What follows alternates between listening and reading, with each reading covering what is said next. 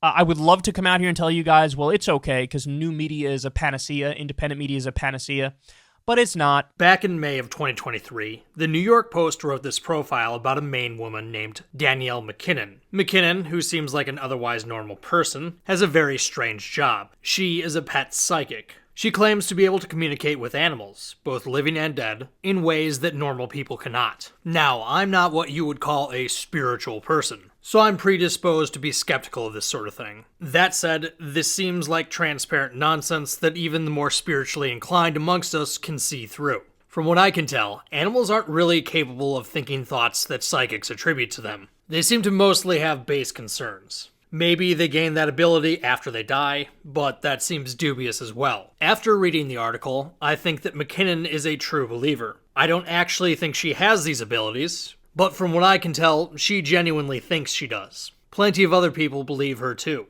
According to the Wall Street Journal, she charges people $550 for a 90-minute session and has a waiting list of 7,600 people. Seeing these numbers really makes me question my career choices. The Young Turks talked about this woman on their show, and for the most part, their commentary was spot on. They correctly, in my view, characterized this as people projecting their own thoughts onto animals they love, and more importantly, for the purposes of today's video, TYT identified this as a demand-side phenomenon. They're like, oh, my pet is talking to you and has human desires that I would like and human traits that I would like.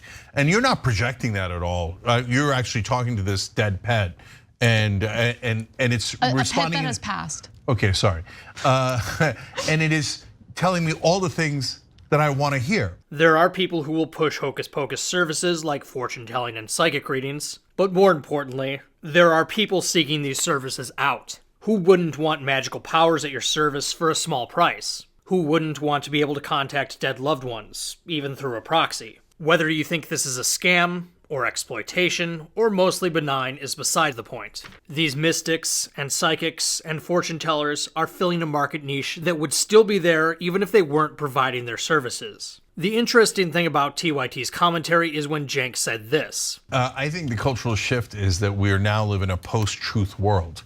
So people have just let go of what's real. I hear a lot of people online talk about how we live in a post-truth world. The idea being that misinformation is not only ubiquitous, but that there are little to no social consequences for believing in things or peddling ideas that are simply not true. Most people seem to characterize this as a general cultural indifference towards the truth, mixed in with the downsides of the internet and social media. I go back and forth with the whole post-truth world thing, mostly in that I'm not sure that there's ever been a time when the truth did matter. But that's another topic for another day. It's interesting to hear Jenk talk this way given other statements he's made. He is usually someone who's very optimistic about the internet age. In his book, Justice is Coming, Jenk seems to think that the internet has inoculated the younger generation from misinformation thanks to real information being readily available. He repeated this idea with his most recent interview with Breaking Points. So look, younger voters, why are they against Joe Biden? One, they didn't grow up with television. And that goes to your point about online versus TV, right? Right. In the old days, you'd get spoon-fed propaganda on television. They'd be like, oh, Joe Biden passed the semiconductor bill. You should be really happy. And people would be like, what? I'm not in the semiconductor business. But okay, I guess so, right? And Joe Biden reduced drug prices on one drug. And then everybody cheers. It's historic, right? But young people can just look stuff up online. They're like, wait, is there only one drug in the world? Oh, no, there are tens of thousands. Oh, it turns out it's a trick to protect the other 9,999 drugs. This is, on its face, silly. Bear in mind, Jenk considers conservatism, basically by definition, to be corporate propaganda. While it's certainly true that the internet has allowed progressive shows like the Young Turks to flourish, it's arguably helped conservative media even more. There are lots of popular online conservatives like Ben Shapiro and the Daily Wire crew, Steven Crowder and his ilk, and the Blaze TV folks. Not all those people really get along these days, but they're still popular. Also, the folks over at PragerU and Dave Rubin, who Jenk considers billionaire propped-up propagandists, are also popular online. The internet is also where right-wing propagandists, masquerading as left-wingers, according to Jenk, like Jimmy Dore, Glenn Greenwald, and Tim Pool, post their content. The Young Turks regularly criticize all these people, and they do that not only because these folks are their ideological opponents, but because they're popular. And I'm not saying that to throw shade at TYT. After all, that's one of the reasons I criticize them.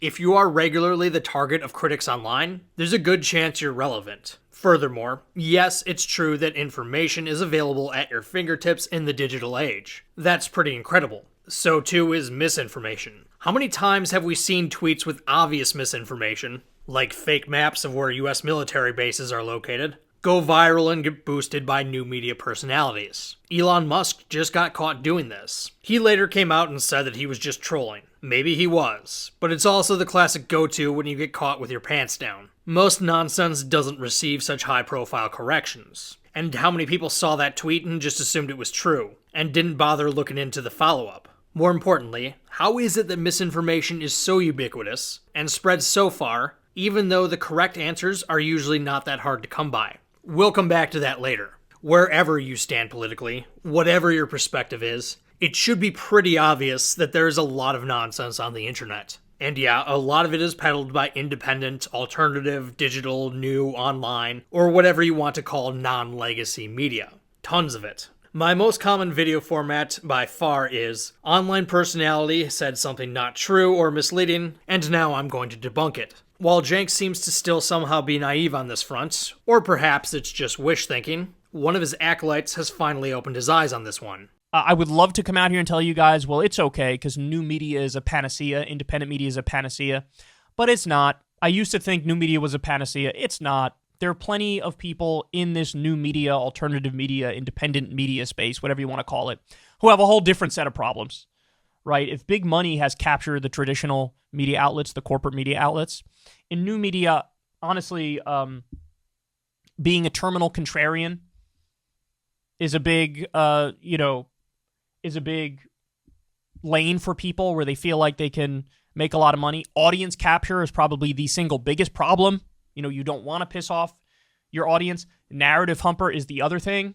Stick by your narrative no matter what. That's right, Kyle Kulinski finally gets it. Terminal contrarians and so-called narrative humpers are very real, and those seem to be personality traits more than anything. I actually don't think audience capture is the biggest problem with new media. I think new media's biggest flaw is that the overwhelming majority of content produced by new media people is lazy, derivative, superficial garbage. And worse yet, most of this isn't even on purpose. I get the impression that most new media people think that they're doing a stellar job, which makes it worse. Not only do so many of these people not know a whole lot about the subjects they're talking about, they don't even know how little they know.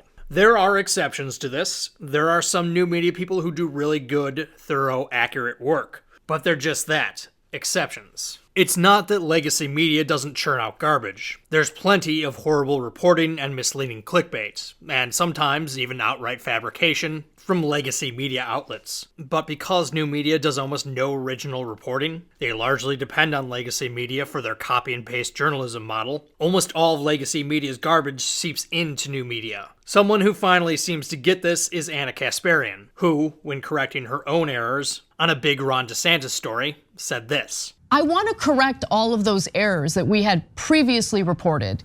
And I want to be clear that out of everyone who works on the main show, the only person who should be held responsible for that is me. Now, to be fair to myself and to be fair to other independent media sources, if you're not doing your own original reporting, you're relying on the mainstream media narrative a lot of the time.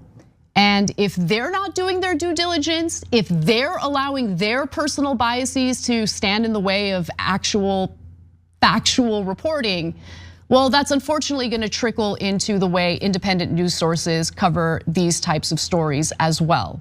Also, credit to her for laying out the reality of new media to Jank. So Jank, I'm gonna push back a little bit because the thing that frustrates me about your incessant and kind of broad general attacks toward journalists and media in America is that you're throwing the baby out with the bathwater, okay?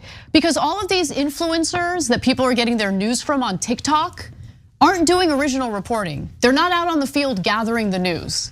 They are literally just sharing and reacting to what CNN is reporting, okay? No, now hold on, I'm not done. CNN has massive issues, so does the New York Times, Washington Post. We talk about these things incessantly. However, as we also talk about on the show incessantly, sometimes they do excellent reporting. And when we share that with you, we give them credit for that excellent reporting.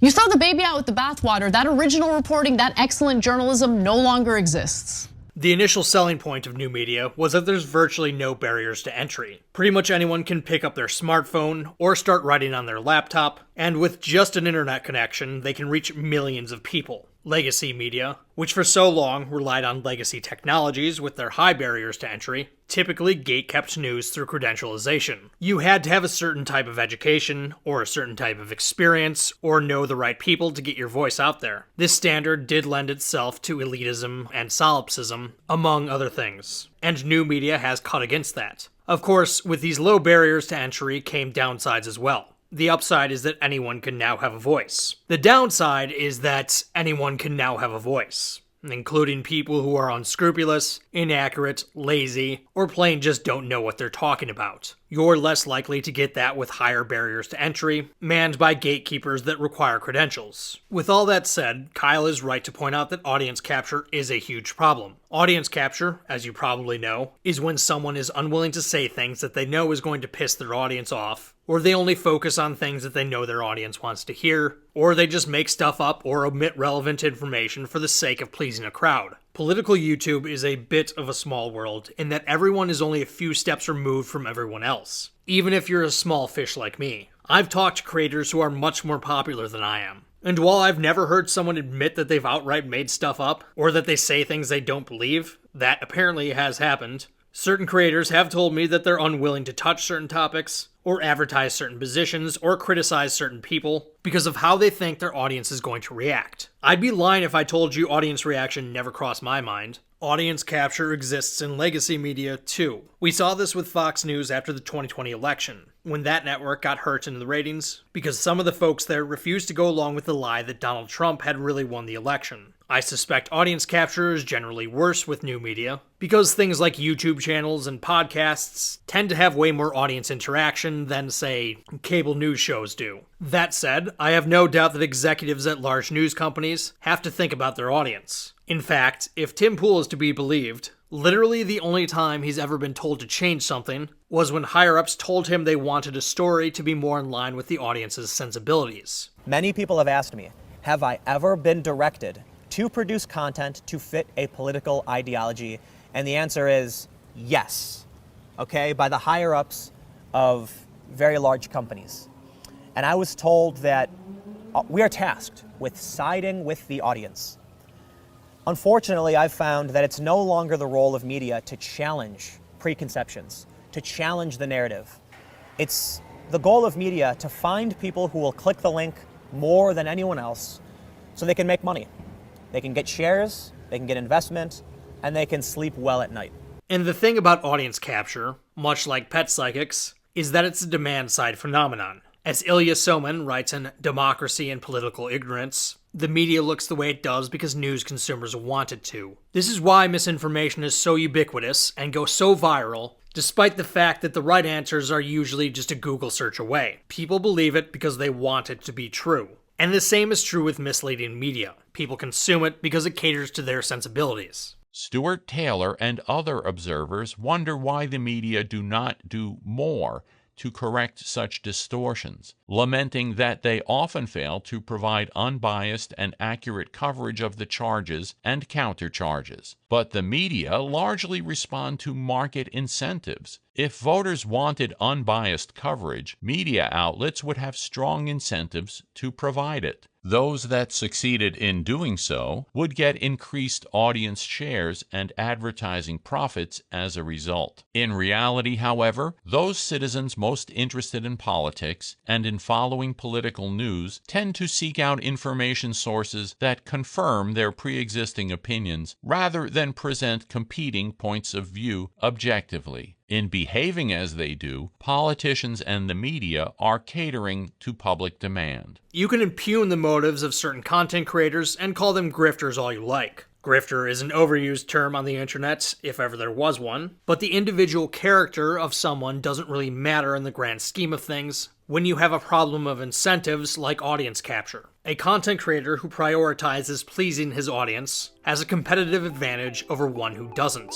and hence is much more likely to win out in the marketplace. So, are we just royally screwed? Well, I don't think we need to be, and I'll be talking about that in my next video. Take care for now, and I will see you soon.